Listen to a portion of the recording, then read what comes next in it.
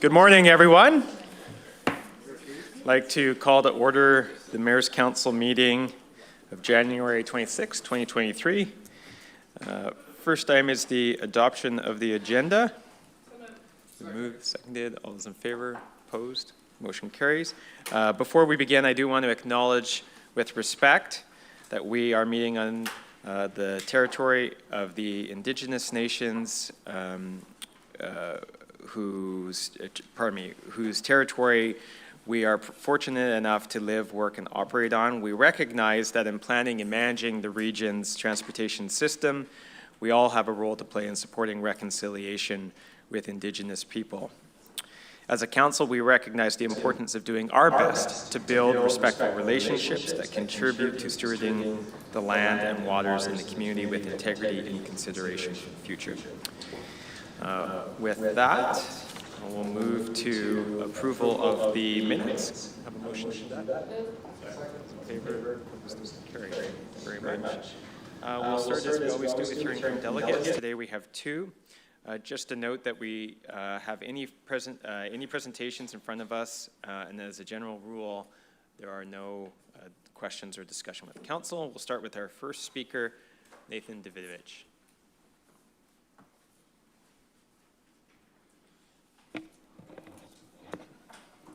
And you have 3 minutes, sir. And Nathan, just press the button there. We'll be able to hear you. Thank you. Yeah, thank you, mayors and councillors. Transport 2050 has not been supported by motions at any city council or Metro Vancouver.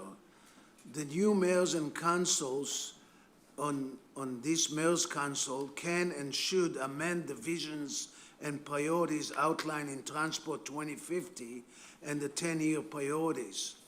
The Translink senior staff that brought forward Transport 2050 have left Translink, and we need better visions and priorities. Over the last 40 years, there's been no change in the mode share of cars in Metro Vancouver. It's still around 80%, while transit, walking, and cycling account for less than 20%. I do not agree with some of the statistics presented by Translink comparing different cities and neighborhoods. It's bad as many bus routes and train lines travel through many municipalities. This type of comparison is not done by BC Transit or other transit systems. The suggestions of having 6 committees on page 58 is okay, but having them on Zoom and close to the public and to the university academics is against accessible government and the way transit was run by the GVRD from 1979 to 1983, and the way Metro Vancouver and most municipalities run their committees as open. Vancouver and UBC account for about 50% of the riders and are represented only on 3 of the 6 committees. We need to copy from other cities where transit committees are represented by elected councillors as well as citizens.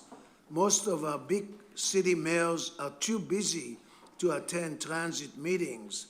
Look what happened to Vancouver's previous mayor, who missed 75% of the regional meetings. So thank you very much for hearing me. Thank you very much for your comments. And Mayor Locke and Mayor Sim are at 100%, just for the record. Okay, our next speaker is Mr. William Dawson. Mr. Dawson, you'd like to come forward?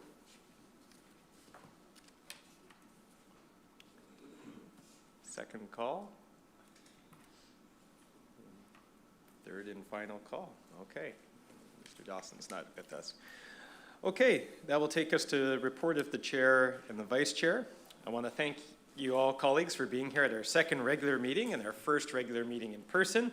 On that point, I do just want to flag that I have heard from several of you that now that the realities of our packed schedules and limited time is settling in, There's been some requests that we may reconsider the potential of holding meetings on Zoom as well as in person. And so we did say that we would revisit that in March. I just want to share with you all that I'm open to your feedback, so please feel free to communicate with me how that's working out for you. I know all of us are going to be listening to Sarah and her team's update on ridership trends today. The picture that report paints, which I know many of you are seeing in your own communities, is of a vibrant, growing region that is bouncing back from the changes of the pandemic. I'm seeing, and Sarah reports confirms, overcrowding on big parts of our system. And just as importantly, but maybe more difficult to measure, I'm hearing and listening to residents who are telling us that they need transit, which we can't yet provide, and it's leading them to their own devices. All of this underscores the decision that the previous Mayor's Council made in May and that we reaffirmed as the new council in December, that we need to position Translink to begin improving service as soon as we can. I know our finances are still very precarious, and our current investment plan, with the support of hundreds of millions of dollars in relief funding from the province and the federal government, has allowed us to avoid further service cuts. But freezing service at current levels is not the same as freezing service quality or mobility options. As we all know, our region is growing by leaps and bounds, and this is going to continue. Most of this growth is happening in transit-oriented communities where new residents expect or depend on transit options, especially given our region's high cost of living. Freezing service at 2019 levels, which is what we have done while growth occurs, means that we are effectively reducing the quality and usefulness of our service. It means people are already being left behind, with more added every year, and often the most vulnerable and those fighting the hardest to make a good life for their families are the ones who are left behind. I know the Mayor's Council doesn't believe this is good enough for our region. I'm proud of the steps we've taken hand in hand with the province to protect service and to ensure transit survives. And we want to extend our appreciation to the provincial government for recognizing how critical this step was. Survival was a necessary step, but it cannot be our last step. Given ridership trends and the continued growth that we are seeing in our communities, there are pressure on us to meet provincial targets around housing and climate change. It's incumbent on us and the province to put our heads together again and come up with more solutions to figure out the next step to sustainable funding. How can we begin to improve transit, providing more service to growing communities, new service to underserved areas, lower emissions, all of this beginning as soon as possible. That work cannot begin soon enough, and we all need to work as hard as we can to show our residents real, on-the-ground results. I've had the opportunity to talk to Minister Fleming about these priorities, and I know that he is receptive and shares our goals. So I'm keen to hear from the staff team today, and I know we have a full work program in front of us, starting to begin delivering on the 10-year priorities so that we can give our residents the services they need now and into the future. With that, I'll just open it up for any questions for myself or Vice Chair Hurley. Seeing none, can I have a motion to receive the report? Moved and seconded. All those in favor? Opposed and carried. All right, the next item on our agenda is a report from Sarah Ross, the Vice President of Planning, and her team on ridership trends. And over to you, Sarah.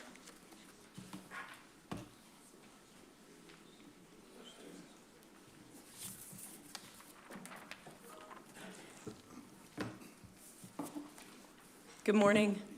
Nice to see you all here today. Thank you for being here. Joining me today is Teresa O'Reilly, our Manager of System Analytics, as well as Michelle Babiak, our Senior Manager of Transit Planning. And we're really pleased to present this report on ridership trends and how we are managing our service in response. Transit ridership has been trending upward week over week. And I'm really pleased to report that based on data in just yesterday, last week was the highest recovery rate we've had for average weekday journeys since the start of the pandemic. Our total weekly journeys on transit are now at over 4.3 million, so like 100,000 more journeys than when we created that slide. And this puts us at 82% over early 2020 levels, with the bus service, as you can see in this chart, remaining the most robust. Our customer recovery continues to be higher than the ridership recovery. So we have 94% of our customer base back. Each day there are approximately 400,000 unique people that take transit in our region, each day. Now, because the number of unique customers is at a higher recovery rate than the ridership, this means that some transit customers still rely on our services every week, but are taking fewer trips each week than they used to. And that makes sense, right? With a huge increase in people working from home a few days a week. I take transit to work, and before the pandemic, I came into this office 5 days a week, and now I come in 2 to 3 days a week. And I work from home the other days. 2022 was actually a year of massive growth. A year ago, our ridership was where it had been in about 2006, and by the fall, we were up to 2014 levels. We now have approximately 700,000 journeys on transit on an average weekday, and around 450,000 on an average Saturday, Sunday. One of my favorite stats, and in terms of population, Metro Vancouver ranks 24th among Canadian and American cities. In terms of transit ridership, we rank 5th. We have more boardings than the entire Chicago area, a region with 3 times our population. Our ridership is significantly more than Seattle and Portland combined. And this is because we have an incredibly transit-oriented region, land use decisions that have been made for decades that have enabled this, and we have a great system. Very importantly, as the chair mentioned, thanks to the decisions made by this council, the Translink board, and the significant financial support from the governments of BC and Canada, we maintained essentially full service throughout the pandemic. Yes, some reallocations to increase service on those routes where ridership was most robust. And by avoiding service cuts, excuse me, we kept our system usable. And so when activities in the region started increasing, when restrictions were lifted, people have been able to rely on our services. Now, the market segment that has been the weakest to recover is those office commute trips. And we see this in our Compass data. We see it in other data, such as the Google Mobility Workplace Travel data and research by Avison and Young. And this graph shows office workplace trips on the left and retail and recreation on the right. Now, from the perspective of sustainable transportation outcomes, people choosing to work from home a couple of days a week, those who have the benefit of that option, isn't a bad thing. It reduces the overall peak demand, it frees up space for other customers. And we are now seeing that these office commute trips are starting to tick up. In fact, the last 2 weeks have been the strongest yet for West Coast Express, approaching 25,000 trips each week on that commuter rail service. I'm going to shift now to some sub-regional breakdowns in our ridership trends.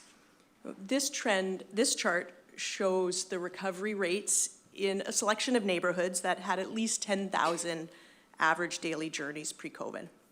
And as you can see, our recovery rate is highest in Surrey, with Surrey Central exceeding pre-pandemic levels. And these are high-growth neighborhoods.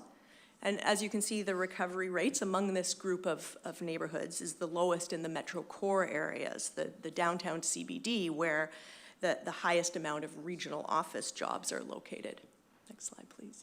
But it's really important to note that that even though the central business district, while being lower in terms of recovery rate, remains by far the highest total ridership. So there's still a lot of transit trips. And for those of you who are, if you are traveling to the central business district and in the metro core, you will know that the system is busy.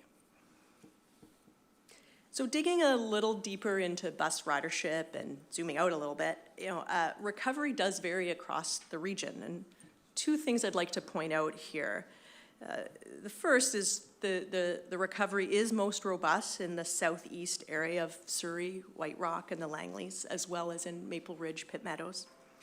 And also across the across the regions, weekends have more robust recovery than weekdays, again, as a result of that less weekday commuting. And on this map, so the large numbers are those weekday average numbers, and the small numbers underneath are the Saturday, Sunday recovery rates.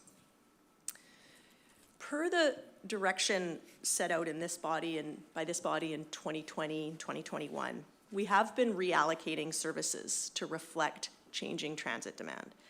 And we have made reductions on some routes at some times of the day where the service is still frequent, every 15 minutes, or in many, many cases better than that. We have also suspended 3 routes that had extremely low ridership and where very good options, alternatives were in place to take transit for those trips. And in some cases, we increased frequency on those alternatives. And we are using those resources from those reallocations to make improvements where the service was not sufficient to meet demand. And so this has meant a 12% increase in service in the Surrey-Langley area. And many of these routes were not considered frequent before COVID, and yet the ridership demand is strong, and we've been able to improve both the capacity and the convenience on these routes. I do want to note that many transit ridership patterns are actually still very similar. We still have peak periods in the morning and in the afternoon. The afternoon peak, lasts longer as there's a wider variety of trip types happening during that time of day. And the morning drops down fairly steeply around 9 a.m. and then starts to rebuild around lunchtime.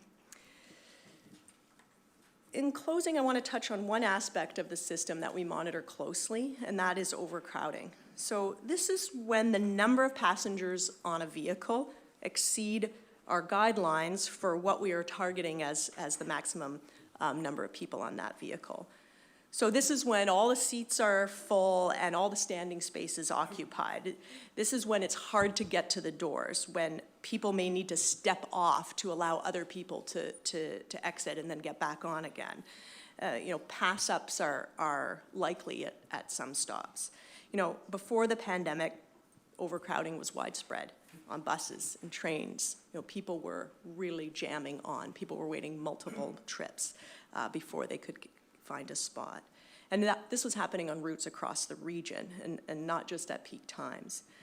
And so when we talk about our percentage ridership recovery compared to pre-COVID, when I say we're at 82% overall, 100% in some parts, we also need to remember that the denominator for that was some very overcrowded conditions, not a good experience for customers in many situations, not what we want our customers to experience.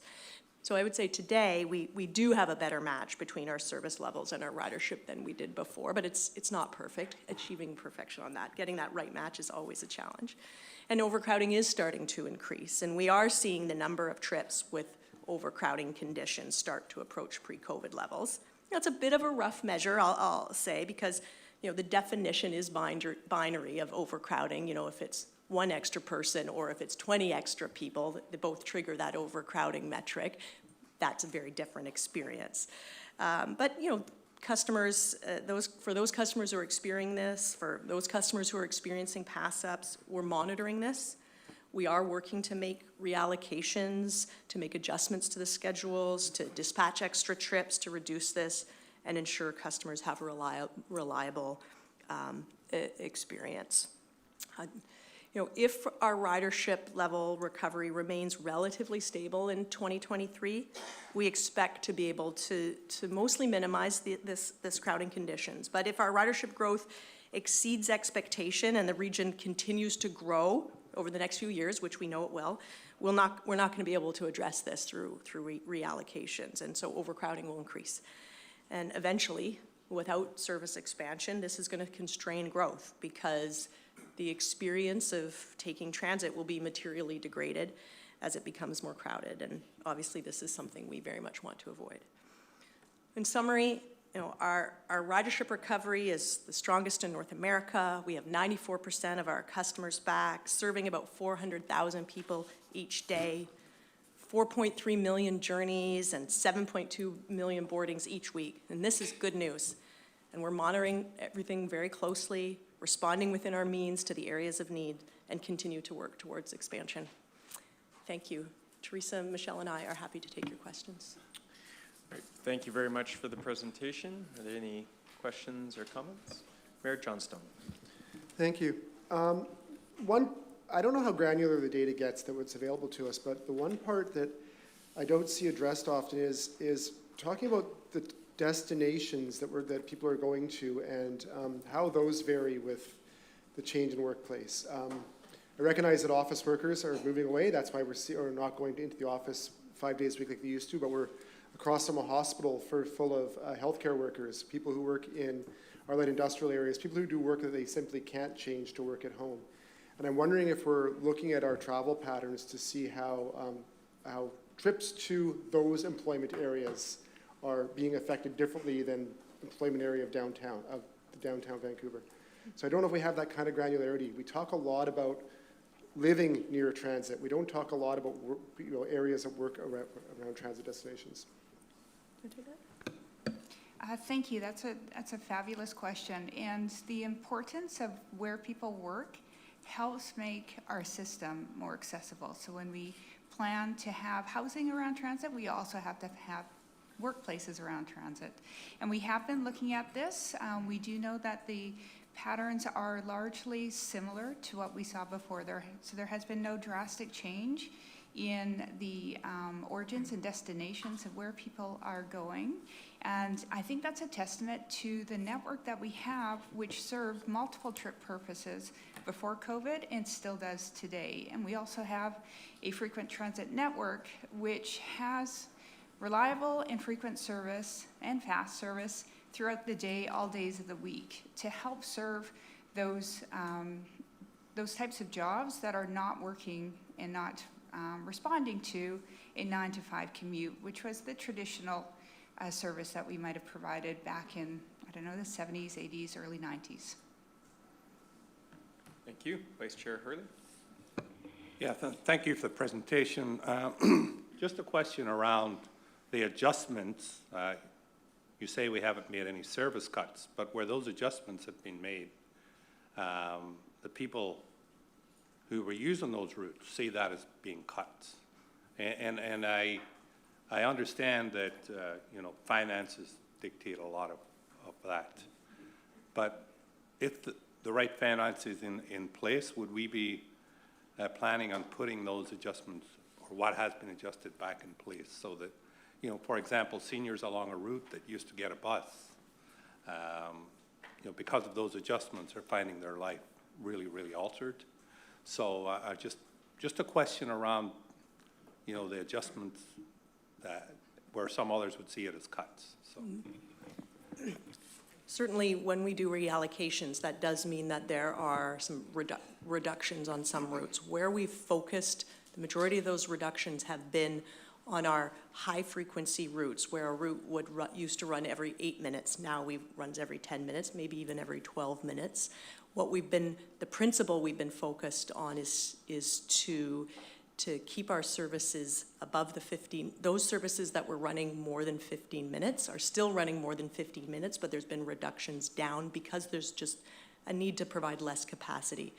So the principle has been to not undermine the usability of the system, although I acknowledge that certainly when your service used to run every 6 minutes and now it runs every 10 minutes, that is something that people notice.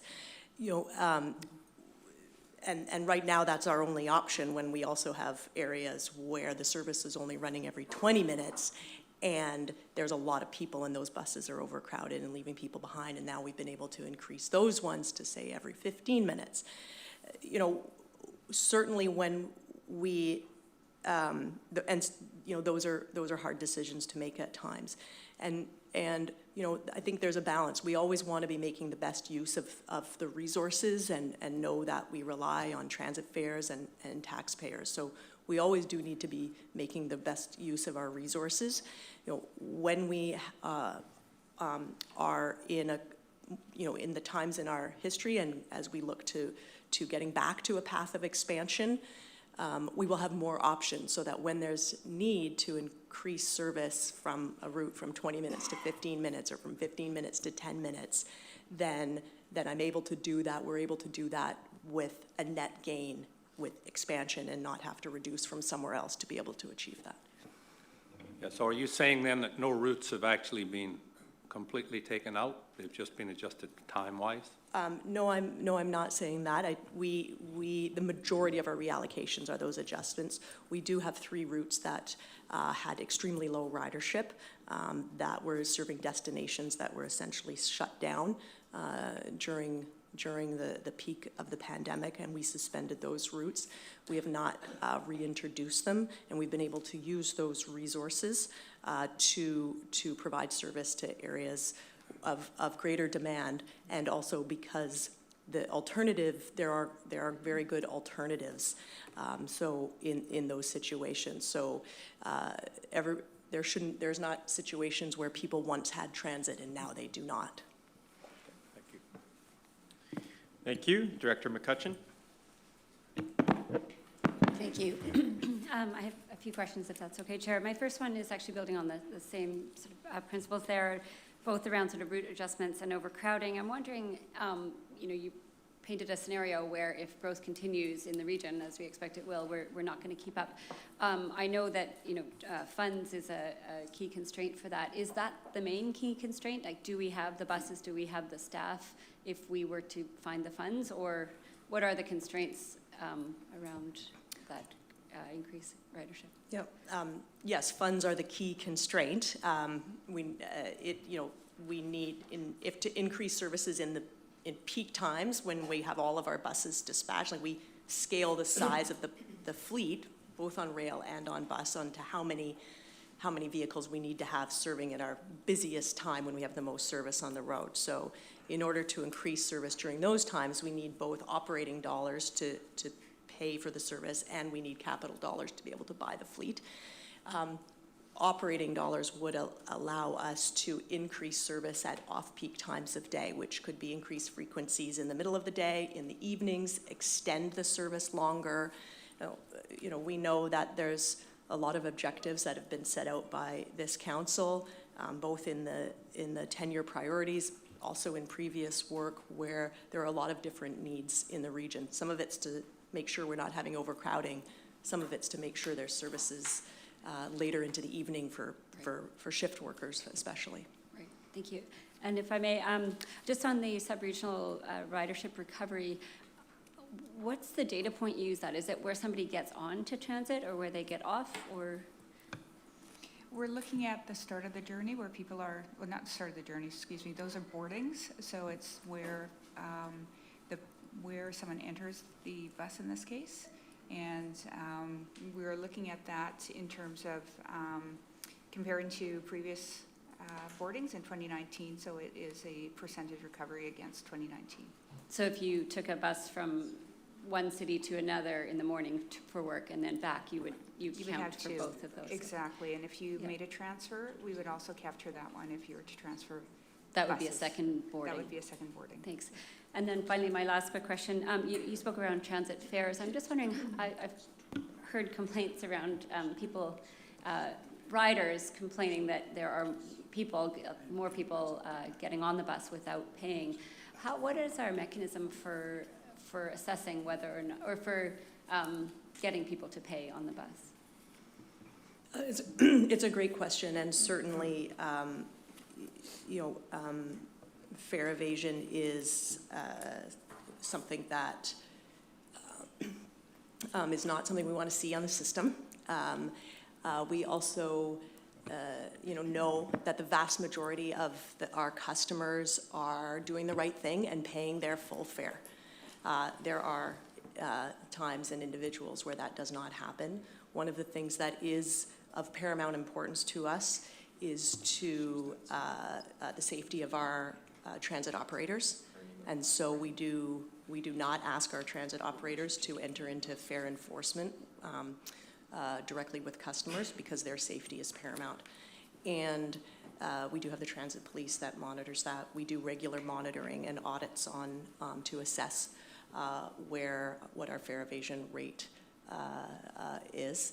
And we do know that it happens on the system. We also know that the vast majority of our customers are paying their appropriate fare. What is that? I would have to follow up, and we could certainly provide a more detailed briefing on that. Thank you. Councillor Asmundson. Thank you for your presentation. On a theme here, what I'm talking about, it's more about service reliability. And when we get into making cuts or making adjustments, I'd like to see more stats on service reliability. One of the biggest things that takes people away from transit is service, especially in the bus system, that is not there on a reliable basis. My other question is, when we look at taking service from lower volume areas, that makes it very difficult to attract people back to the service when we do put it back in there. Thirdly, a point from a person who's been behind the wheel in the operation of it for a long time is in between adjustments, when you have overcrowding, we take service from lower volume routes to help with the problems on the major overcrowding routes, which is happening. But that creates a service reliability on your lower volume routes and affect the quality of service. So that's, to me, the bigger question. We can talk about riderships increasing up and down, but what our biggest point we should be focusing on is reliability of service. Because people will take transit, but transit is a little more awkward than just getting in your car and having that freedom to drive. So people need to know that service reliability. That's my one question. I'll leave that to you. Okay. It's a really great point, and you're absolutely right that having reliable service is really critical. It's critical actually in all aspects of transportation. What people want most is to be able to reliably predict how long it's gonna take them to get to their destination. I'm pleased to let you know that in the next couple of months we will be coming forward with our bus speed reliability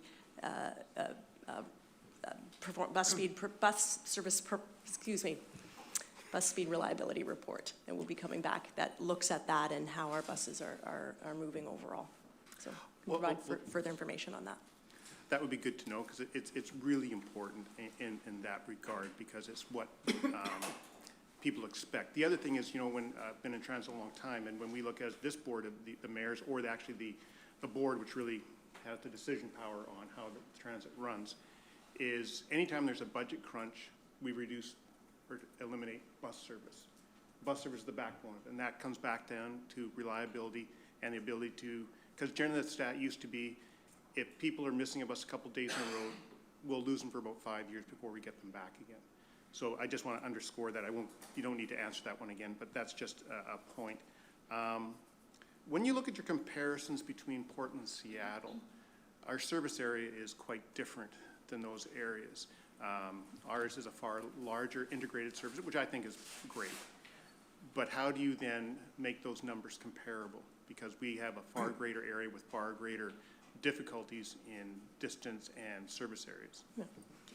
I'll let Teresa speak to the details. It's certainly always hard to compare across regions. I mean, Portland does have a very comparable population to ours, but you're absolutely right. We have a very large total service area. We also have concentrated growth. I think that's a good point, and it's not quite fair to make these comparisons, but it's useful in the sense that we do have a lower population, but a high ridership. And I think that speaks to the transit culture that we have in this region. We also have far fewer highways. So we don't have the ability for people to hop in their car, and that makes transit so much more important. And to ensure that it's accessible and available and reliable to everyone. And so it is not a fair comparison, but we might also say that our services might be superior to some of the areas that we're comparing to, and offers greater accessibility because we haven't invested in the highway system as some of our American peers have.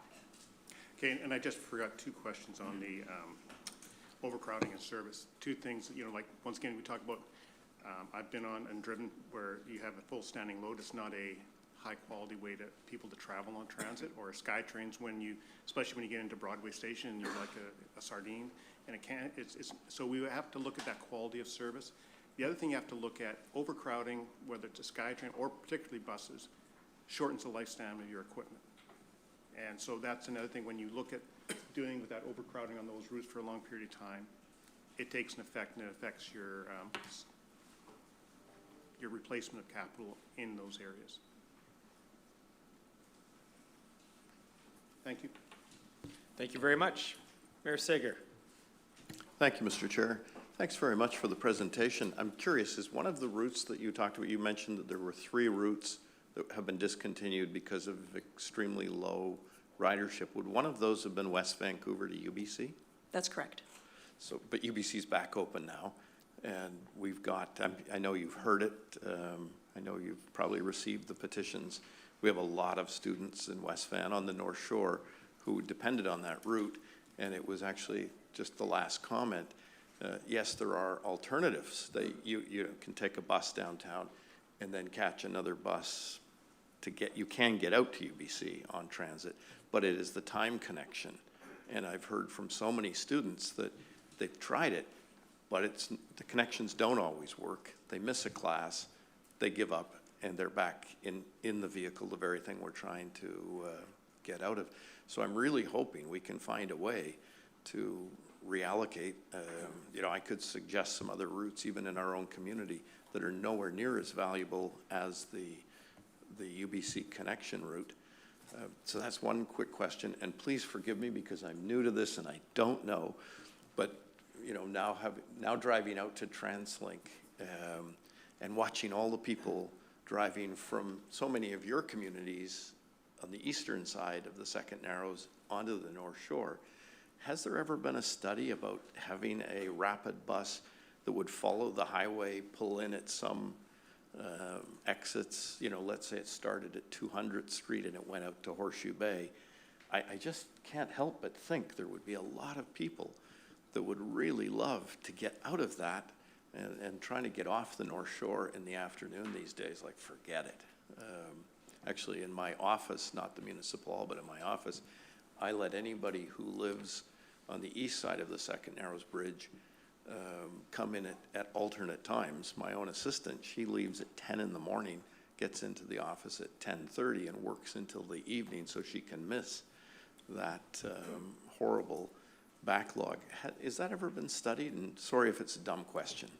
Thank you. No, there's no dumb question, so thank you very much. On the first point, the West Vancouver from Dunderave Express service to UBC, it was no doubt a very convenient service. There was approximately 90 riders a day on that service. That's also a very one-directional, so the buses would travel back empty. We have multiple options to connect to downtown to an express bus that leaves from downtown Vancouver that runs very frequently, and we've increased the frequency on that in order to improve the timing of that connection. In terms of the North Shore, yes, there has been extensive work looking at looking at improving service to the North Shore, and rapid transit to the North Shore is a key priority of our 10-year priorities.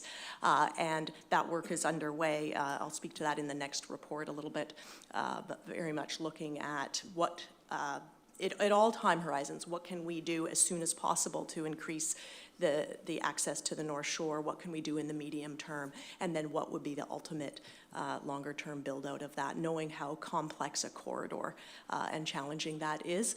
So absolutely, it was a very large focus in the 10-year priorities is to provide a rapid transit connection to the North Shore.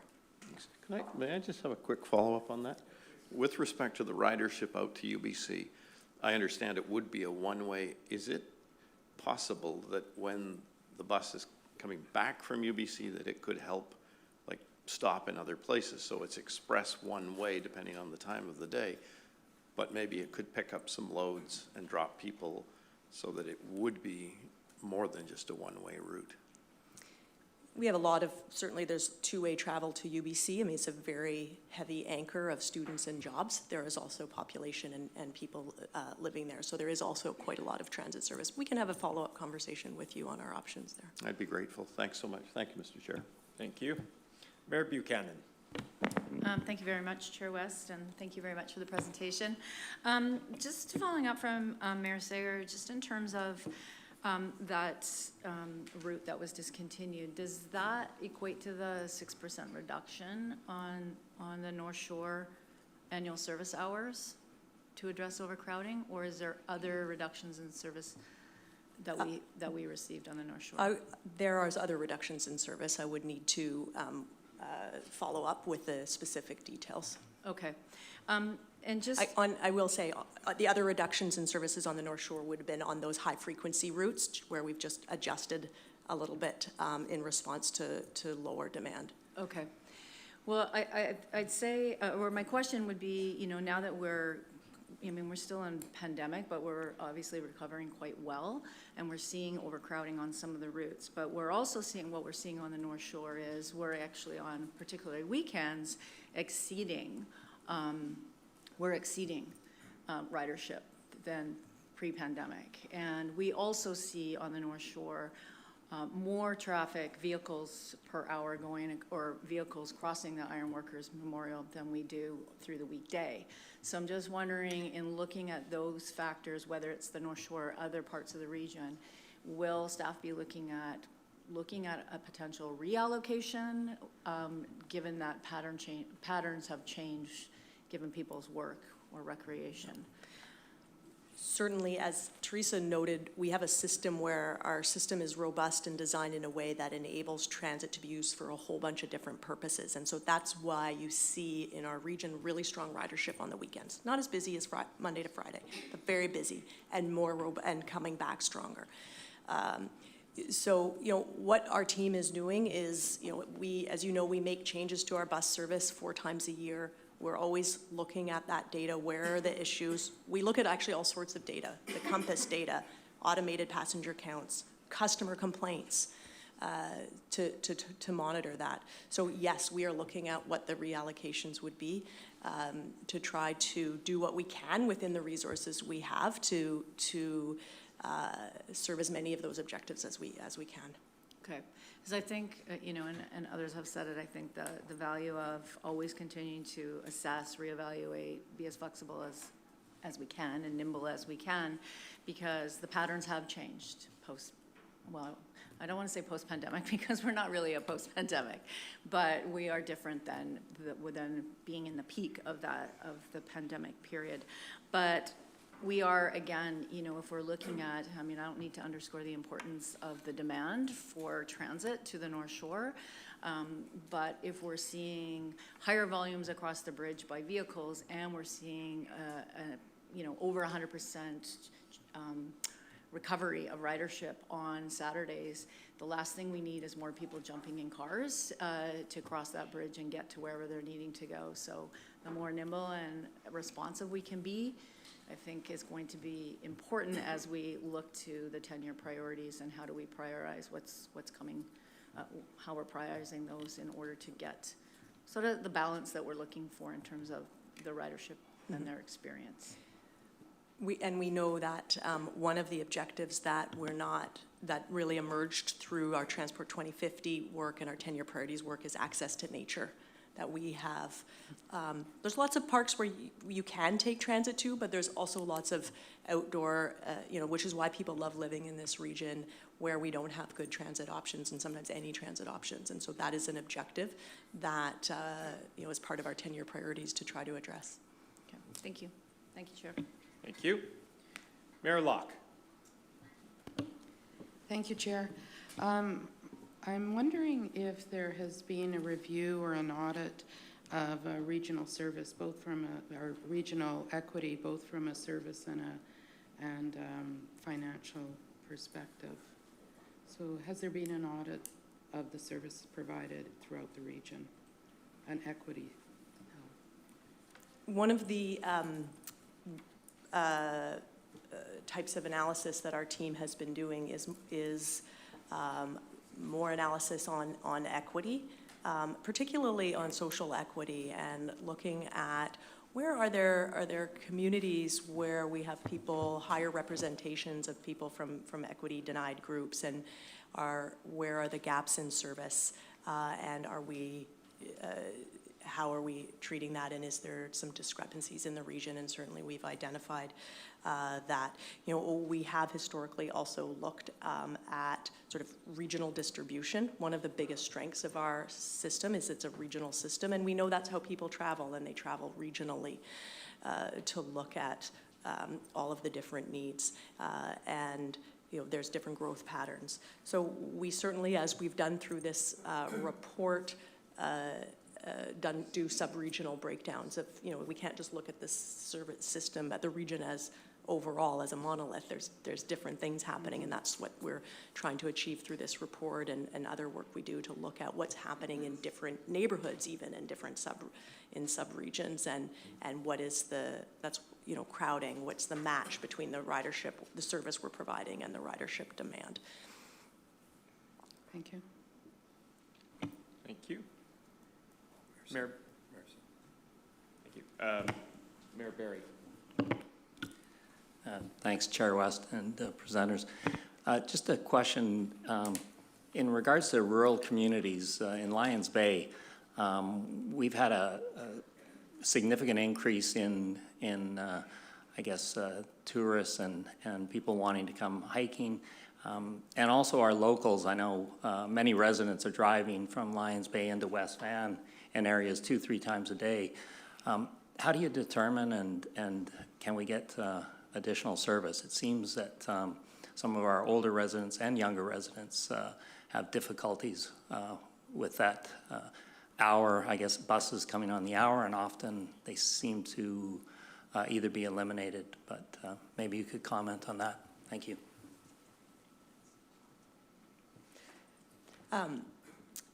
So in terms of what's the process for getting new service, that is what we'll go as we prepare for a next investment plan. We will go through a process where we'll look at what's called for in the 10-year priorities, but the 10-year priorities doesn't get into the specifics of specific routes. So we will then do work with this group to identify and assess the regional priorities and what would be achievable for within the scope of a next investment plan.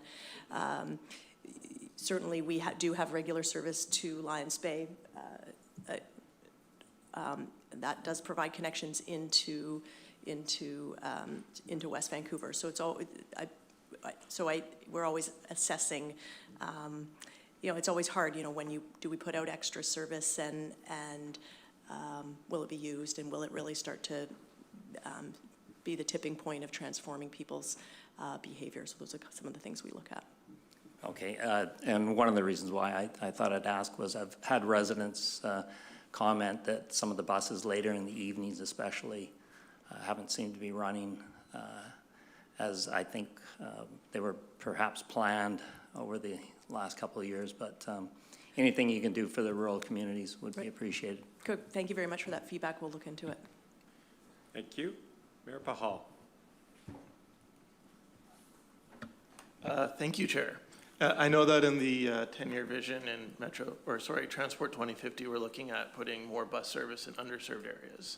so I'll put that aside. But I was wondering, we saw like the 531, for example, is one of the fastest growing routes in the south of Fraser, and that's covering office parks. Anecdotally, I can talk about Port Kells and Walnut Grove and areas in Delta and even our industrial areas in Langley City and the Langley Bypass. Region-wide, have you seen more people come back to transit service around sort of those office and industrial areas where I know the thought in the past was that these areas were hard to serve by transit, or if it was served by transit, people wouldn't use it? So again, I know we've seen it in the south of Fraser. Have we seen that pattern repeated in the industrial and office parks areas in the rest of the region? Certainly in the last several years through the pandemics, the services serving industrial parks saw almost no decrease at all because those people kept going to work while many of us worked from home. People who were working in those food distribution kept going to work, and a lot of those people rely on transit services. And there's a variety of the level of transit services. We have service to Campbell Heights.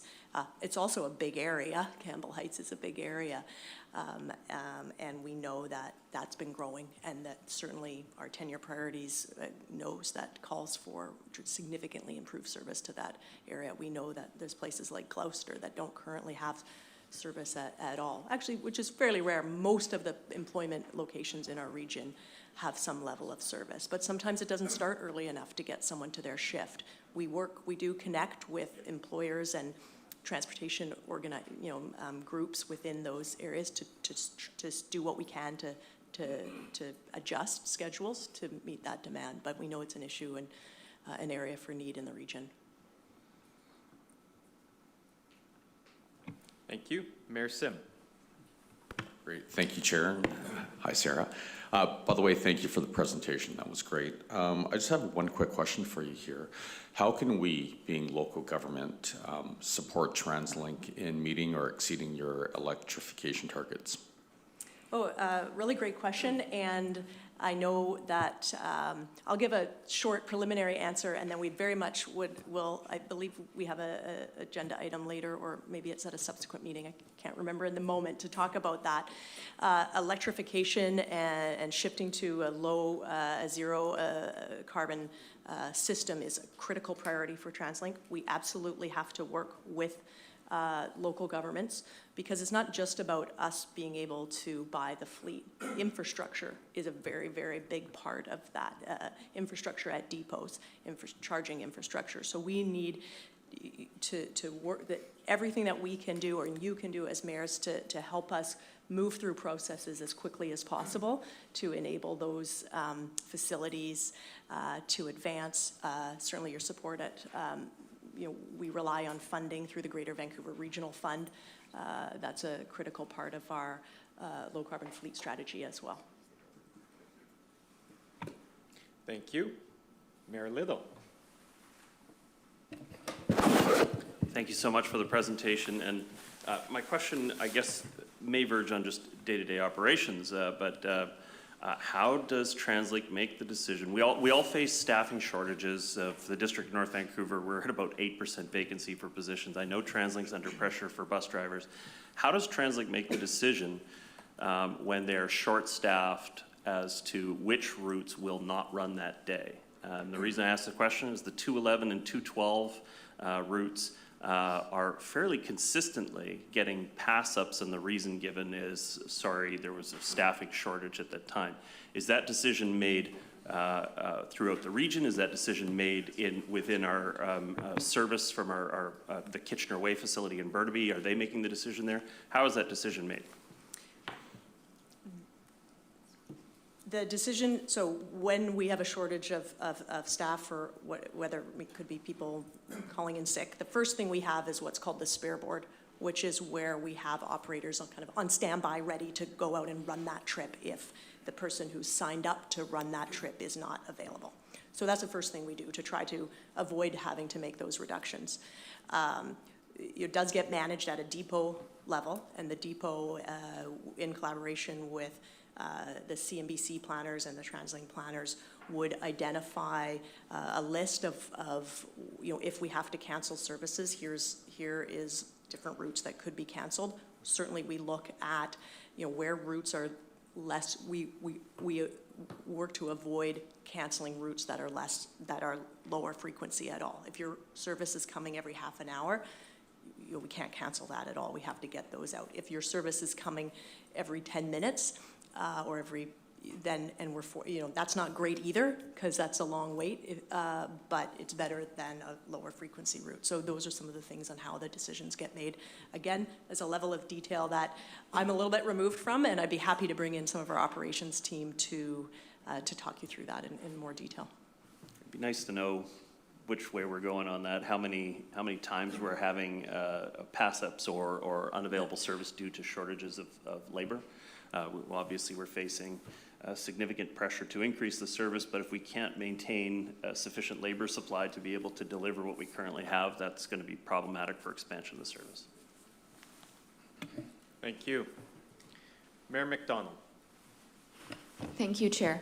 And thank you, VP Ross and your team, for your presentation. Just a really quick question here. We're seeing that the gap in recovery is really our weekly, daily commuters. But we're anecdotally hearing that lots of backup and issues on our highways during that time. So I'm wondering, in order to, you're a great example, but you're probably, you're transit bias. So coming back in with your 3 days or 2 days, you're riding the transit.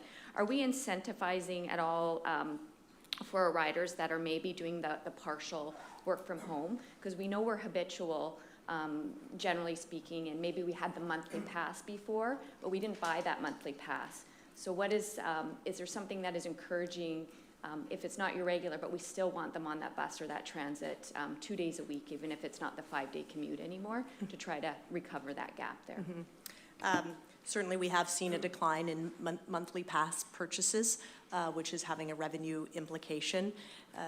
With the Compass card and your ability to load what we call stored value, it provides a really convenient, you just pay per trip at the lowest rate. You can set up your card so it just automatically reloads when you drop below a certain threshold, so it's very convenient. We've launched our transit-friendly employer program recently in the fall to build relationships and encourage employers to provide financial support to their employees to take transit. So that is something that we're looking at as that's something that's in place as well to encourage people. Great, thank you. And I know Pitt Meadows, we have a very large commuting population. So if there's something on the municipal level that we can do with your communications or your marketing to, still encourage that part, the hybrid worker to get back on transit. Yeah. Thank you. Thank you. Mayor Ross. Thank you very much, Chair West, and thank you, Sarah, to you and your team for a wonderful presentation. I just wanted to focus on one part. In terms of where we stand in North America, and you and your team talked about that, I know when we read it, all with pride about where we were, very, very important. And you've also acknowledged, you and your team, that it's hard to kind of make hard assessments because there are differences.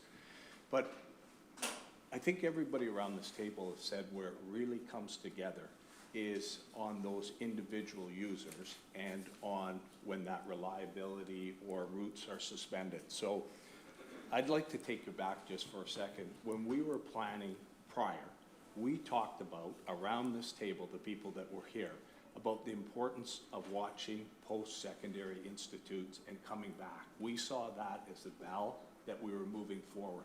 And I know it wasn't intentional, but my worry is this. The largest post-secondary institute, when they came back from an area that had people, and I'm not saying it's intentional, but it was suspended. And so the West Van, right, into UBC, is that correct? I didn't follow your point about the largest area. Well, so the largest institution. Yep, UBC, right? yeah. So one of the feeders to that from West Van, right, that route got canceled, correct? It was suspended? That route was suspended. Okay. That route ran just a couple of trips a day to UBC. The vast majority of our service to UBC ran throughout the pandemic. We certainly reduced it. We've re-increased it. Yeah. We have how many different routes serving UBC? I'm not, Yeah, and, sorry, I didn't want it to So, get into yeah. the minutia, because I know those are hard decisions, they're not easy ones, but it just seemed an irony that we were projecting about the post-secondaries, and one of the outcomes of that is that route was suspended. What I'm interested, what were the other, there were 3 routes suspended, right? And suspended is they're stopped completely for the time being? Yep. Is that the definition? Could you just share with us what the other 2 routes were? There was and so first of all, we know that customers don't like, if you can get a single seat ride for your whole trip, that's great. Yeah. We did have a route that was providing, a historic route that was providing a direct service from Richmond all the way to UBC. Okay. That was still running, but with the Canada line now in place and the Okay. B line and the rapid bus in place on 41st Avenue, both very high frequency Right. services, that provides a very high quality option for people. We also had a route that ran from a neighborhood in Vancouver to the Central Business District. Okay. There's many other different options because we have a resilient network. Yes.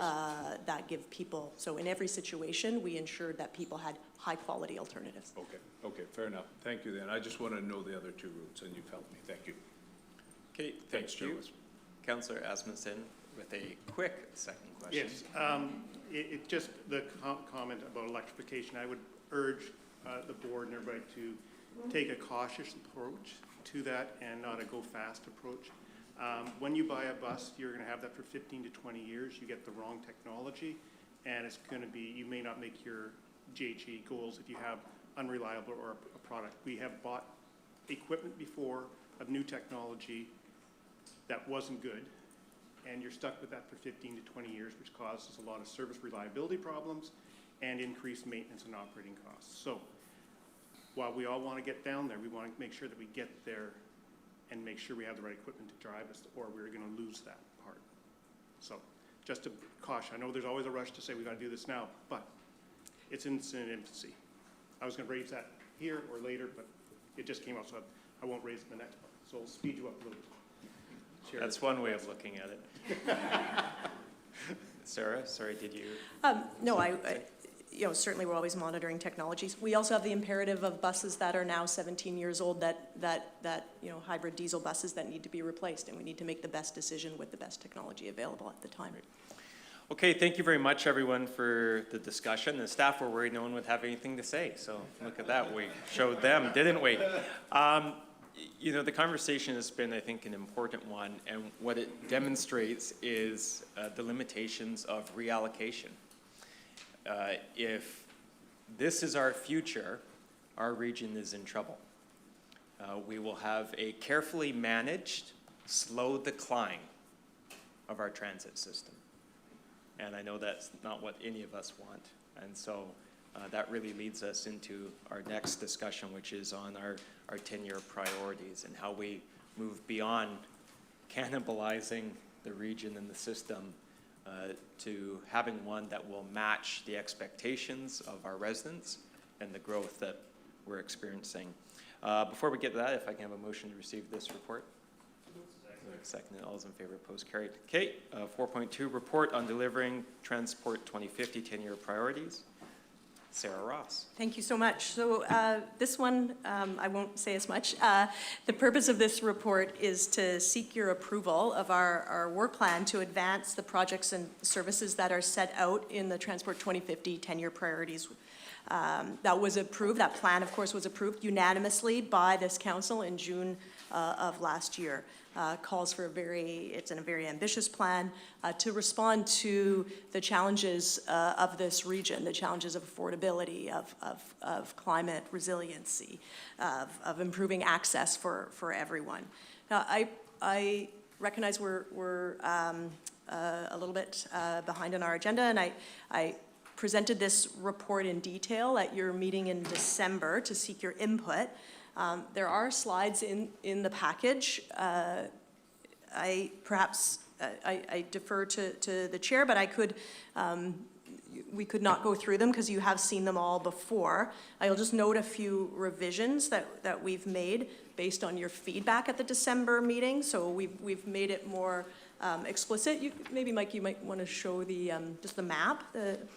We've made it more explicit that the King George Boulevard corridor from Surrey Central to South Surrey White Rock is one of the priority corridors that we are assessing as part of our BRT action plan. So, for all of those corridors includes a concept plan, evaluating options, and for the case of King George Boulevard, those options include extending the existing R1 rapid bus that currently runs Guildford to Newton. Would we extend that to South Surrey White Rock? Or would we sort of skip that step in the transit hierarchy and go straight to a BRT on that full corridor? We've also clarified that for some corridors, such as the 200th corridor connecting Langley City to Maple Ridge, we'll assess, again, implementing a rapid bus with high frequency and 20% transit priority, or do we sort of skip that step and in our transit service product line and go straight to a full bus rapid transit system that has full transit priority? Sarah? Yeah. I apologize for interjecting. Yep. I know we went late on last time, but I consider this item probably to be one of the most important decisions that the body will make in terms of the priorities and the work plan in relation to it. Do you mind going through the presentation? Not at all. Happy to do so. Yeah.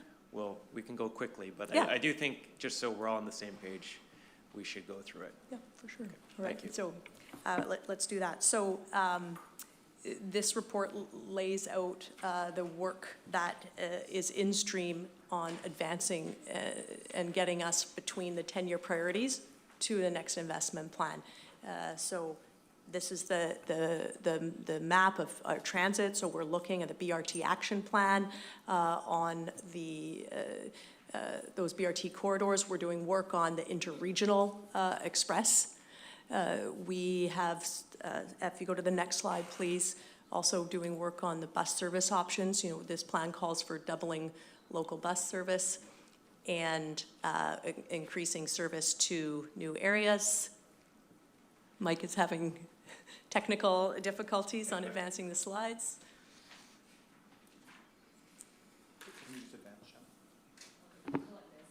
Okay.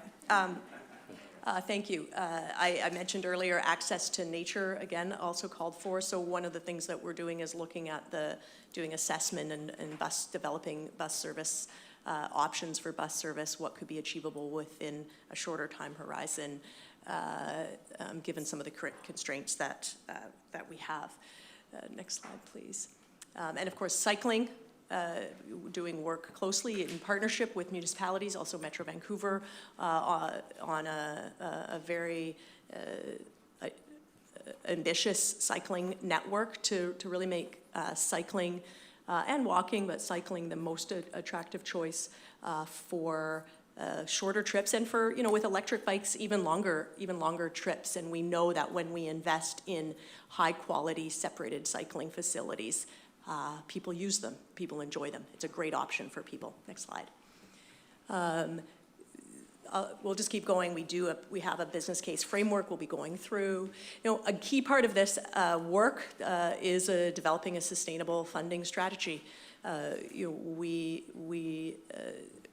know that we've relied on fair revenue a lot. We need to diversify our funding sources even more, and this is a big, ambitious plan, and it's going to take funding to implement that. So we are working on that. We're working to develop some options. Next slide, please. I mentioned, this calls for a record-level bus service expansion.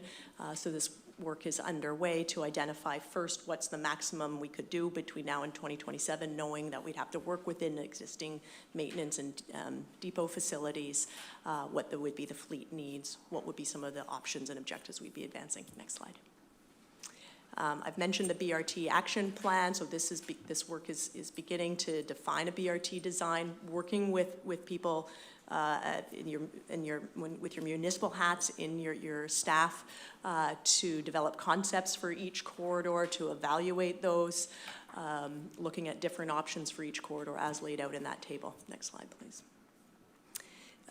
Also, other rapid transit project planning and the North Shore rapid transit I mentioned earlier.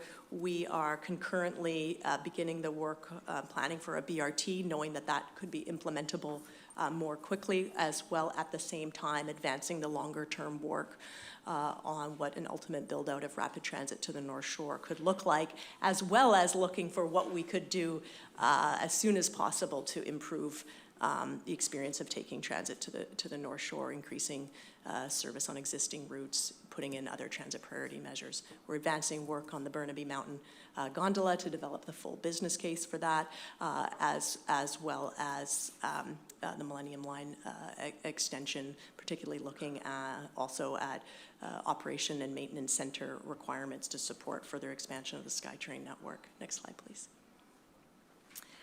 We've mentioned already corporate climate action plan. There's certainly two aspects of our climate work. This is the corporate side to develop a zero emissions fleet transition plan to achieve a 45% reduction in GHG emissions by 2030 and net zero by 2050. Next slide, please. And of course, we have a very big role to play in reducing GHG emissions from transportation overall in the region to identify how transportation is a very large source of our regional GHG emissions, in part because our electricity is not. So we need to do a lot of heavy lifting on the transportation side to achieve our targets. I've talked about that, and then the Major Bikeway Network Action Plan on how we can move quickly on this to really get a connected, build out the network, close some of those gaps that are in place. Next slide. We're working on express transit services, for those longer distance trips. Some of them are within our region, some of them are outside our region. We know that, as the region has grown, people are commuting from farther away as well up the Sea to Sky Highway into the Fraser Valley. We need to make sure there's good connections in place for that. Next slide. We continue to work new technologies, working with regional partners on EV charging, shared mobility. The transportation is changing. We're in a really transformative time in the field of transportation, and this organization needs to be on part of that and helping to advance and shape that in this region. Next slide, please. So the next investment plan, this is an ambitious plan. We know that it's going to take, time to implement, just as we were doing with the 2014 Mayor's vision that we had been, with great success, implementing, and that will be the approach for this. So we don't anticipate, this would not be advanced in one fell swoop investment plan. It'll be a series of investment plans. So the work underway is to identify, to help bring the information and develop the information to help this body have the information you need to make prioritization decisions. And we are currently developing a more detailed work plan and timing options for the next investment plan that we would bring back at the subsequent meeting.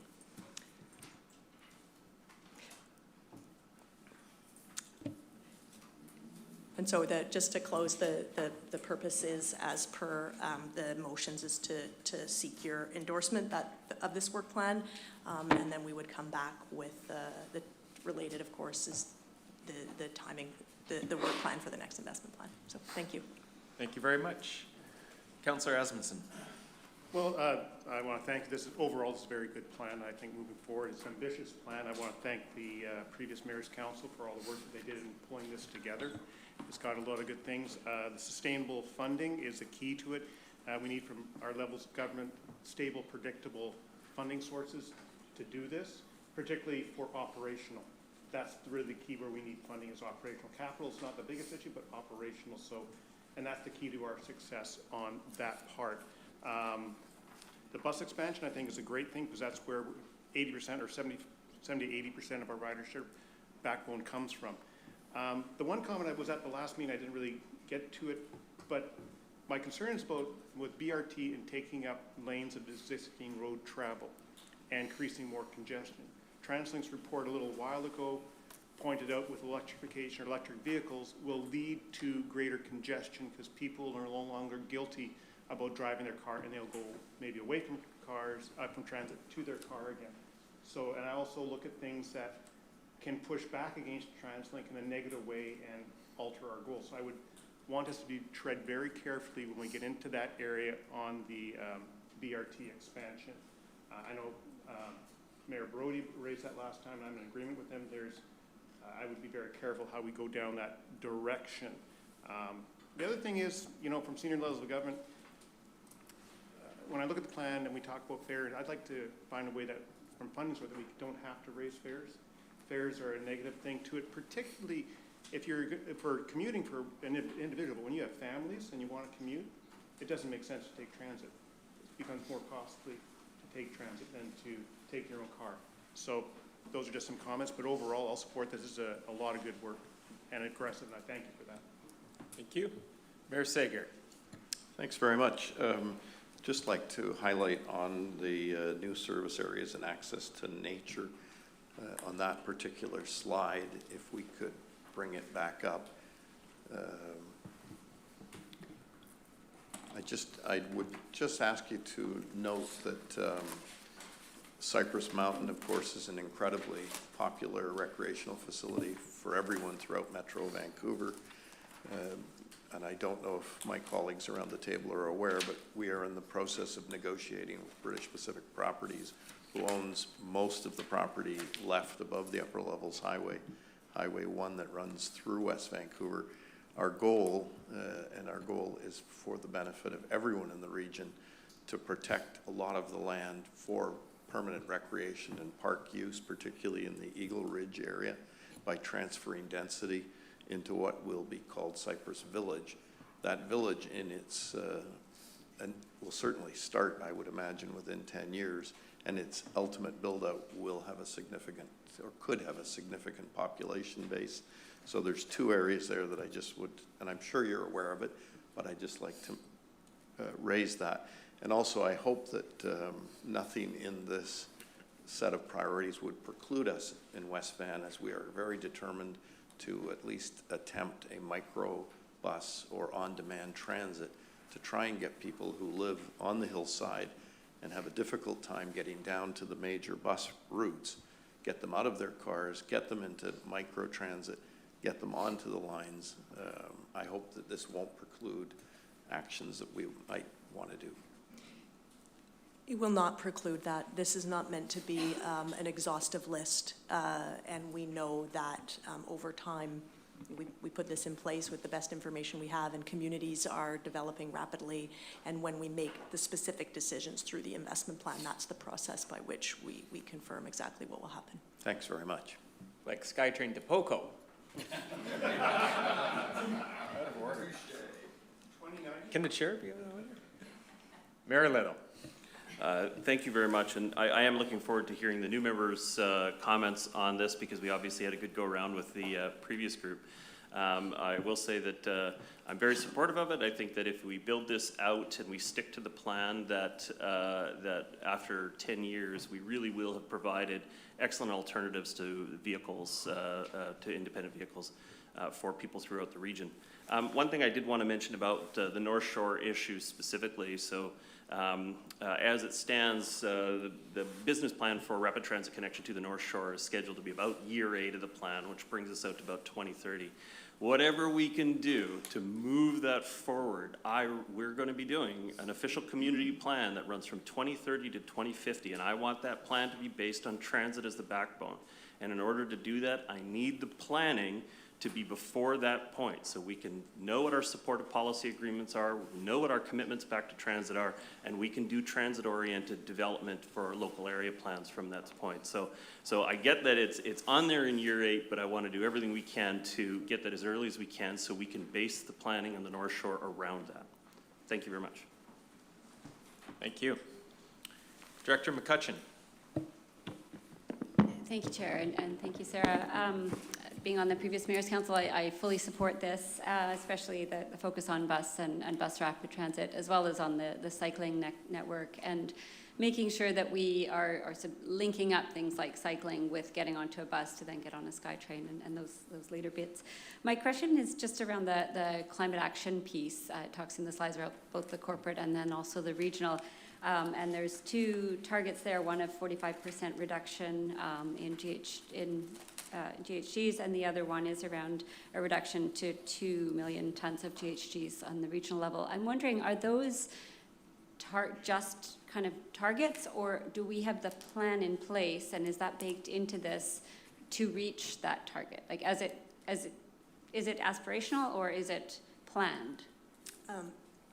Those targets are set out, they were established and confirmed in Transport 2050 and in Metro Vancouver's Climate Action Plan. That's probably not the right word, title of it. So some of that, achieving that is, the 10-year priorities is very much tied to achieving that. There's other work underway to look at what else would be required on a policy side to achieve that, and we'll be coming back to this as well. Well, and sorry, Director, just to clarify, so the 10-year priorities is explicitly designed to reach both of those targets, the corporate and regional targets. It doesn't mean it will be easy. So they're not aspirational targets. We have a plan in place. It will be very much a challenge, especially if there's any delay in implementing the 10-year priorities. Okay, but if it was implemented as, delays happen, but without delays, we would reach those two 45% reduction by 2030 at the corporate level and down to 2 million GHGs. That's what I'm reading into that. I'm not holding you. I can chime in. So we're, our funding gets us to basically 37% of that 45. So you'll be getting a presentation on this a little later, but that 45% goal includes things like electrification, renewable investments in renewable natural gas buses. That gets us to 37%. Closing that gap between 45 and 37 is today totally unfunded. And so, sitting here today, we won't be able to achieve that with where we are. Okay. Thank you. Hopefully that helps. Thank you. Mayor Locke. Thank you. Thank you for the presentation, and I'm supportive of the report as well. But I would say that given what we have heard earlier, and certainly the challenges that we face in Surrey and the King George corridor, I would like to see that the King George Boulevard exploratory business case is put forward as one of the priorities, just similarly to the North Shore Rapid Transit System and the Burnaby Mountain Gondola. King George is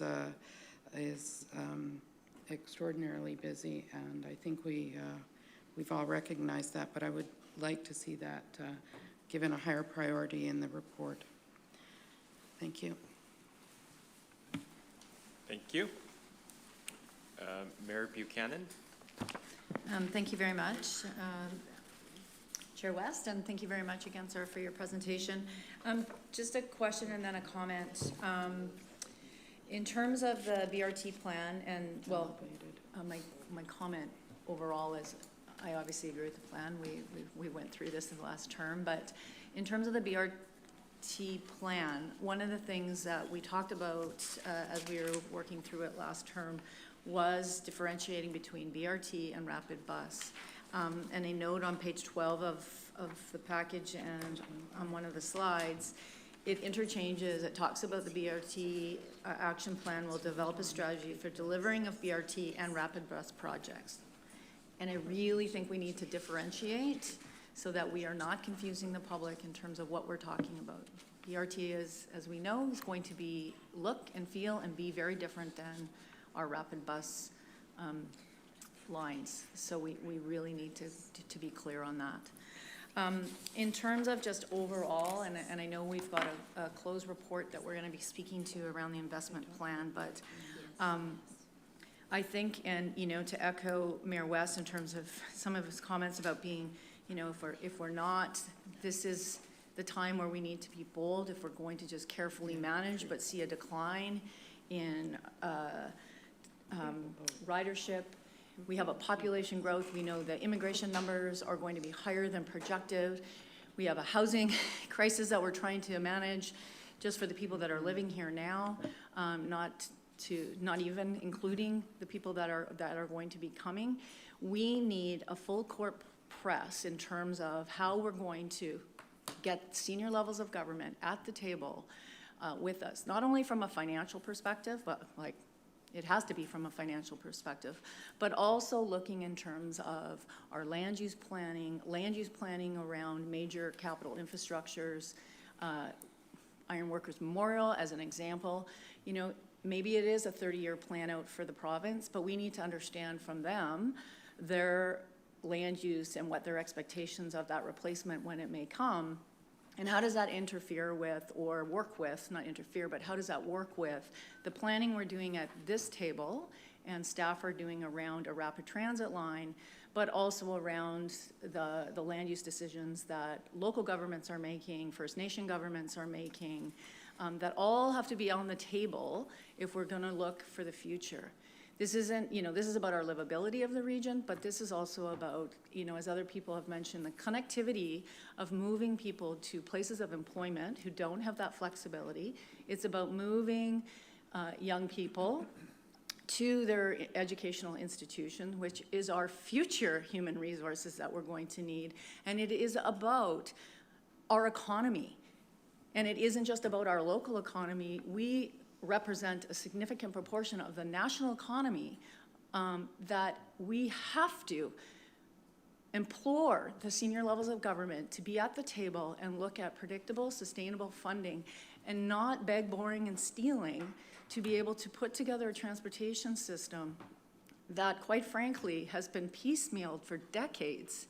And if we've learned anything through the pandemic, is we actually can do things across government lines, we can do things quickly, and we cannot revert back to status quo of, okay, well, let's take a look, let's build a plan.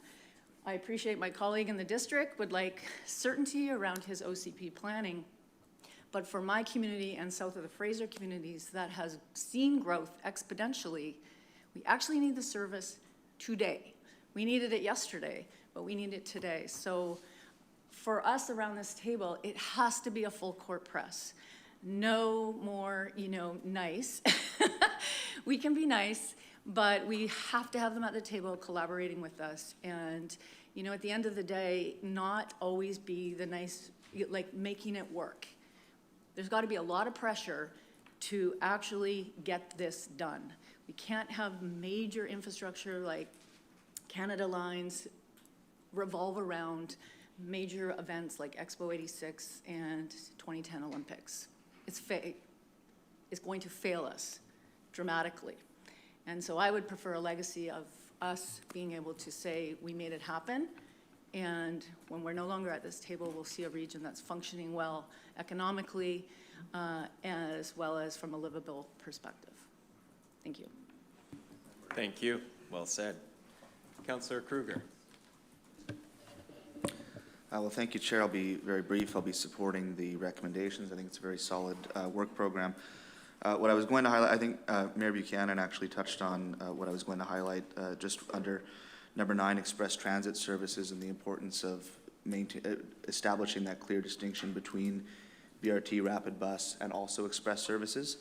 I think, even looking at the planning process for the Scott Road rapid bus, which will be implemented this year, we come from a community that does not currently have rapid bus style service. So I think we will get better buy-in when we can try to explain to people these distinctions. I think just colloquially through discussions I've been having, a lot of people think this just means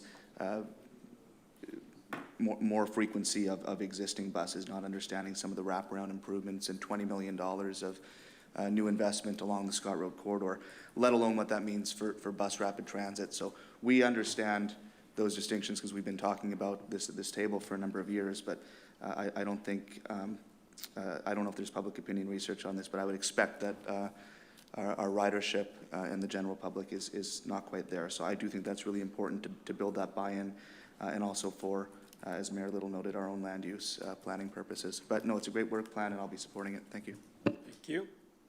Mayor Johnstone. Thank you. Just thank you to Mayor Little for asking what a new member of the board thinks of this plan. I'm actually excited. It is not often you get to join a new organization and just see something come right at the beginning of your joining the organization that is such a visionary plan that's already prepared and ready to go for points of direction where we're going. I think it is a really bold and necessary strategy for the region. As we all know from our own communities, our own councils, sometimes bold plans are easy to make. And I'm not saying it was an easy work that this council did before me to get to this point, because I know it's not. But the implementation is always the harder part, and we're only at the beginning of the implementation journey right here. So I very much echo Mayor Buchanan's comments that we have a full court press to put on with senior government right now to talk about how we're going to fund this, and even to talk amongst ourselves about how we're going to actually get the funds to make this plan actually be realized in the next 10 years. But we also have difficult conversations in our community. I do think that BRT is a different vision for this region, and I think we're all going to have conversations in our community about how this is going to change a little bit about how our road network works and what do we expect from our road network.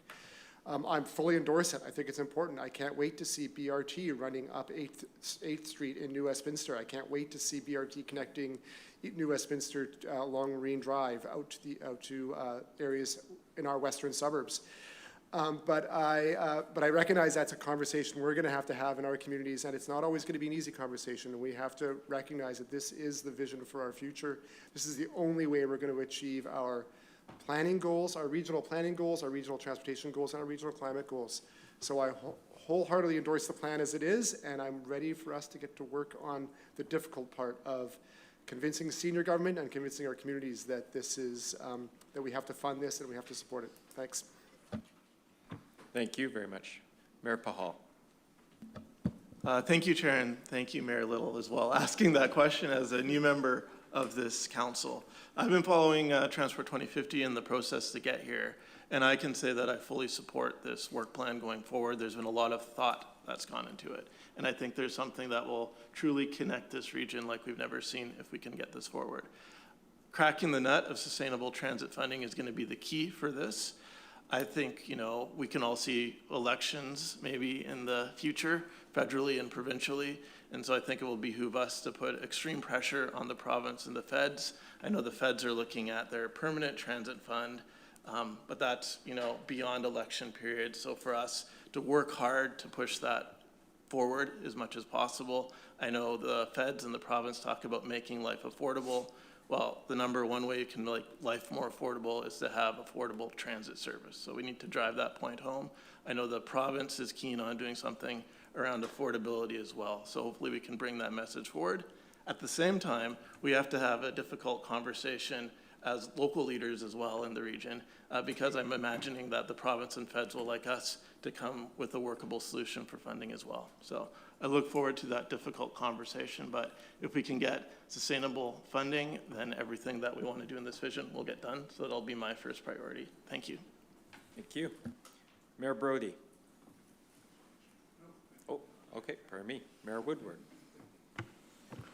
Yeah, thanks. I want to thanks for the presentation. I'm, of course, only my second meeting, so I'm still, like others here, getting up to speed and starting to understand what our role is here. You know, I would like my role, or the Township of Langley's role, to be deeper than approving billions for other municipalities, and try to understand, you know, how we can, I think, raise the priority or raise the profile, like echoing Mayor Locke's comments that, you know, on 200th Street, for example, seeing that maybe become a higher priority than maybe it is right now, based upon some of the things that are changing at the township, which maybe Translink's not aware of in terms of the intense increase in densities that we're contemplating and pursuing.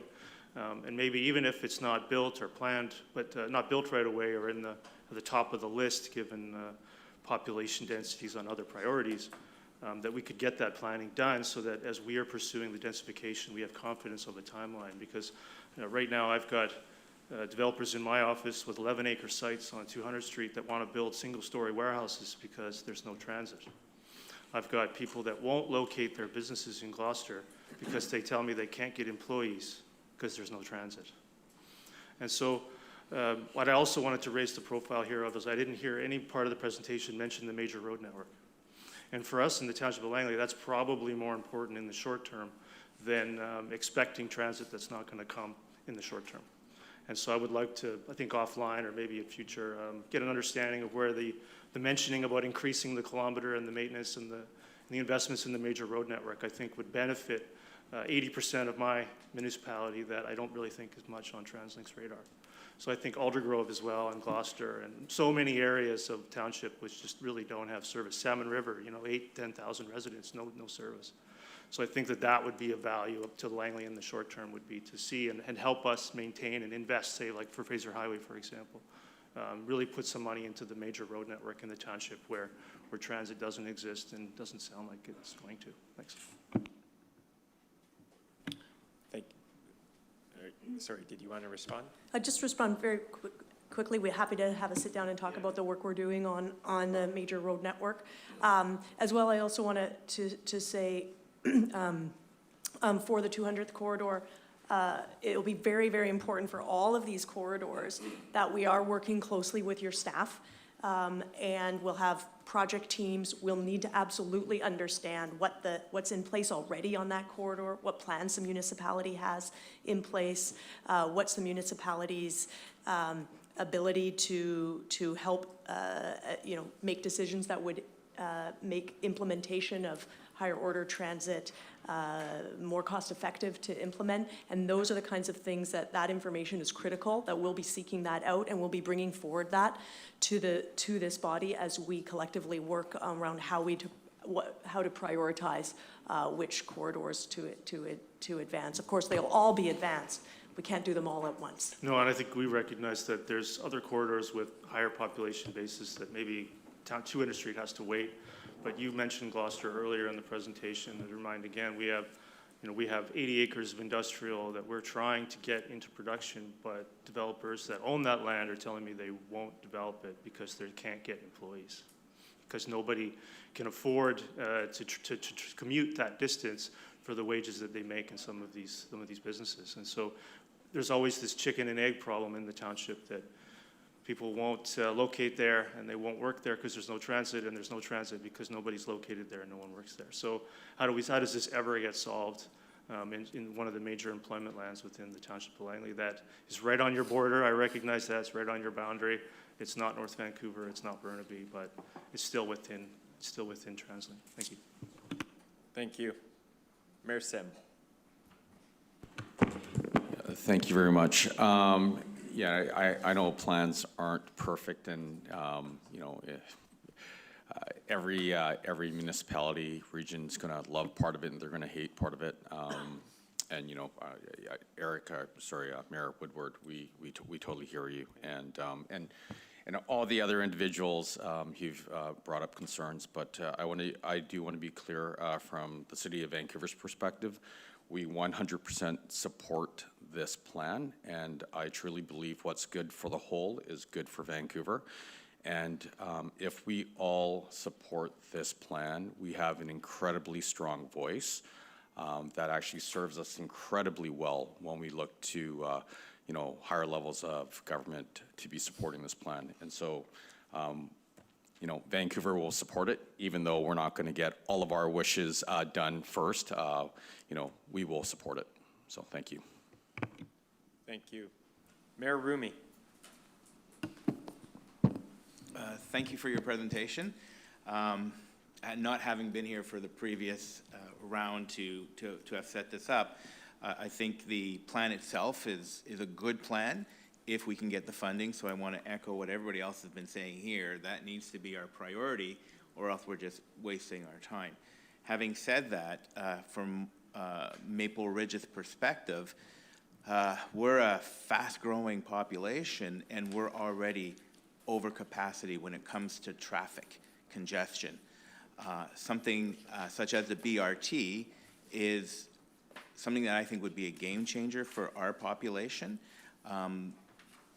That is something that I think would benefit us to the point, us and other cities that are connected, such as Langley, such as Coquitlam.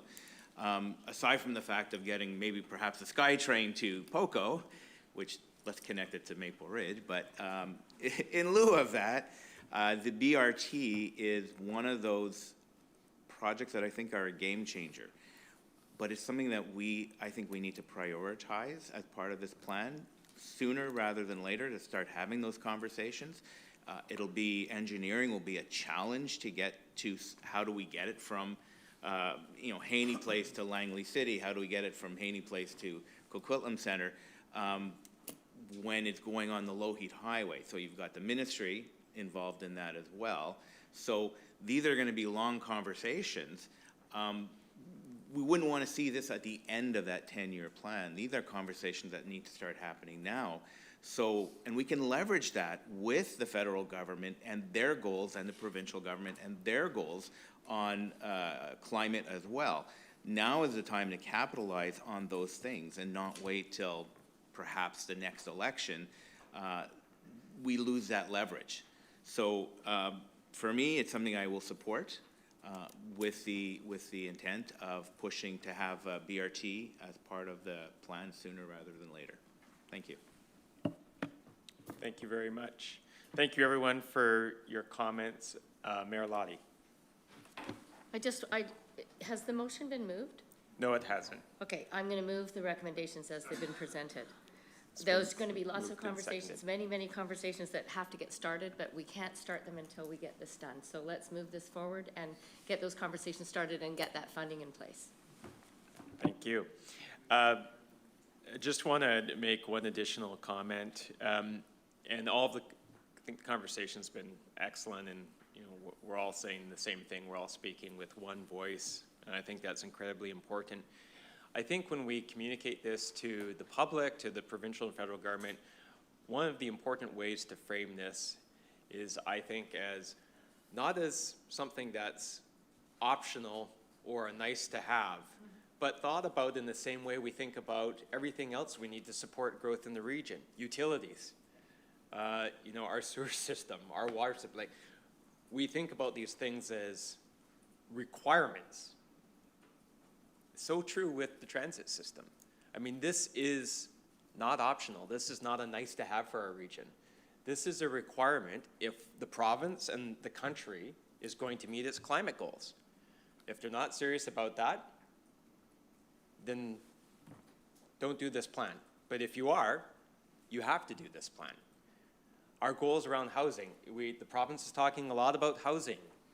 They're telling all of us that we're going to have housing targets that we're required to meet. I welcome that. But there are things that are required if we're going to meet housing targets. And transit is probably chief among them. So all of these things are interconnected.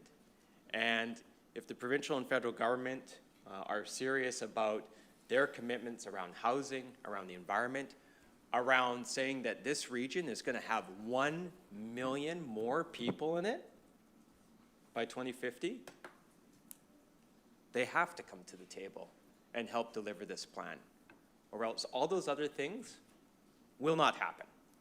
And we should be upfront and honest with people about that. So I think that's what's at stake. And I'm looking forward to working with all of you to begin in earnest those discussions with the provincial and federal government, and as Mayor Rumi says, to get to work, because all of this stuff takes time to deliver as well. So anyways, thank you very much, everyone, for the very good discussion. It's been moved and seconded. All those in favor? Opposed? Motion carries. Okay, that'll take us to the report of our Executive Director on the 2023 work plan and committee structure. Thank you, Chair. There's a report on page 54 of your agenda package. I'm not going to go through any slides.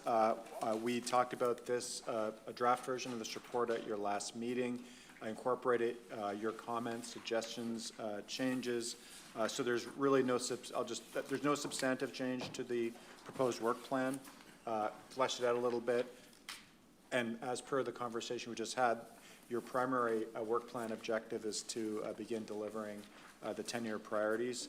A part of that means approving investment plan, which will need to also complete the financial recovery from the pandemic. Again, this is all not new, so I won't go through this in detail. The committee structure and membership that's included here, again, is very similar to what we talked about and incorporates the changes and direction you provided. So I'm happy to answer any questions, Mr. Chair, but otherwise that's my report. Mayor Brody. Please move and seconded. Any comments? Seeing any? All those in favor? Opposed? Was that a? Yeah, sorry, I have a okay. question. Mayor Lottie. Yeah, thank you. I have a question. Just looking at the committees, and I don't disagree with any of these purposes. I'm wondering how much interplay there is between committees, because I'm looking at, I think there was a committee that was split in two from previous. There was Yeah. So it was like the one on, there was one to look Yeah. at specifically how you generate the funds, and then now we've got a second one that is looking at how to get it out into the public and get support. Yeah, yes, Mayor Lottie, the Public Affairs and Governance Committee, with probably most of its focus on public affairs, is a bit of a new structure in recognition of actually the conversation we literally just had, which is one of the biggest challenges in implementing the 10-year priorities will be to secure public and senior government support. So the aim behind having a committee structure focused just on that was that it would allow us to spend the time on it. So that wasn't something we really spent as much time on with the last Mayor's Council, and that work kind of was subsumed into what was called the Finance and Governance Committee. I completely understand the purpose of having a separate entity to sort of develop those kind of communication plans, but I think there should be a link between the Finance Committee and that. I see. Whether it's a liaison or somebody, so that there is connection between what we're communicating and how it's being formed. Well, and actually I would go further and say that all three of the committees are in fact need to be quite linked. The Finance Yes. Committee is really there to help identify how much we need. The Planning Committee is really there to identify how much we intend to accomplish, to build, to improve. And then the Public Affairs Committee is there to help figure out how to secure the public and senior government support. So they'll all have to be working together. Where that link happens first and foremost is all three committees are reporting regularly to the Mayor's Council. The chair and the vice chair also sit on all, in various combinations in all three committees. That's an important link. Thank you. Oh, yeah, sorry, and actually, sorry, the chair reminded me that this actually isn't called out specifically here, and there may be an omission. In the previous Mayor's Council, the chair and the vice chair of the Mayor's Council periodically called meetings of the chairs and vice chairs of all the committees to do exactly what you're talking about, and I think because the need to be coordinated will be even more important, we anticipate having those meetings more regularly. I mean, obviously, as we just spoke, we need action now, so we need to have a coordinated effort. Okay, thank you very much. I see no further speakers. All those in favor? Opposed? Motion carried. Motion to adjourn. Seconded. All those in favor? Opposed and carried. Thank you very much. So if we could just maybe take a 10-minute break. Feel free to head next door. We'll just need to close the overhead door so we can move into the closed session. And we'll be meeting here. We'll start the meeting at 11 o'clock. So you might need to stand clear of those doors while they close them unless you want to find out what happens. Yeah. That's right. Yeah. We could have got the little bing. Yeah. So I'm sure reporters were looking for comment. Sorry.